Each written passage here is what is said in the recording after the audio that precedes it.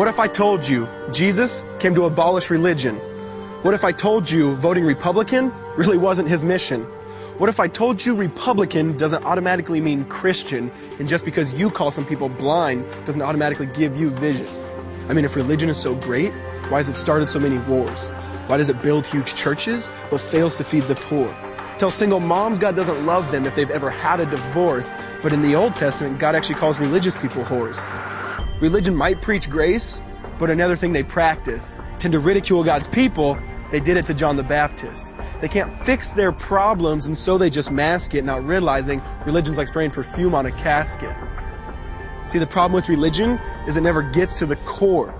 It's just behavior modification, like a long list of chores. Like, let's dress up the outside, make it look nice and neat. But it's funny, that's what they used to do to mummies while the corpse rots underneath. Now, I ain't judging, I'm just saying, quit putting on a fake look. Because there's a problem if people only know that you're a Christian by your Facebook. I mean, in every other aspect of life, you know that logic's unworthy. It's like saying you play for the Lakers just because you bought a jersey. See, this was me too, but no one seemed to be on to me. Acting like a church kid while addicted to pornography. See, on Sunday I'd go to church, but Saturday getting faded, acting if I was simply created to just have sex and get wasted.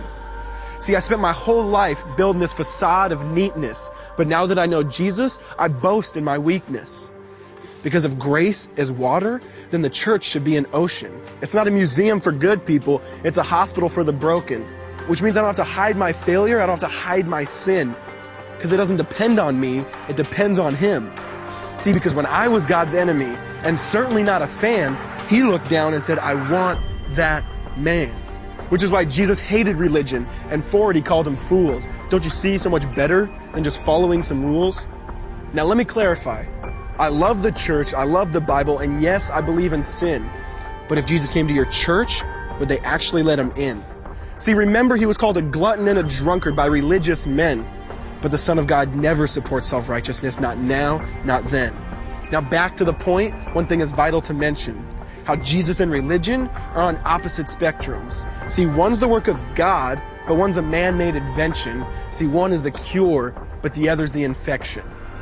See, because religion says do. Jesus says done. Religion says slave. Jesus says son. Religion puts you in bondage, while Jesus sets you free.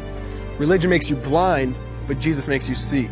And that's why religion and Jesus are two different clans.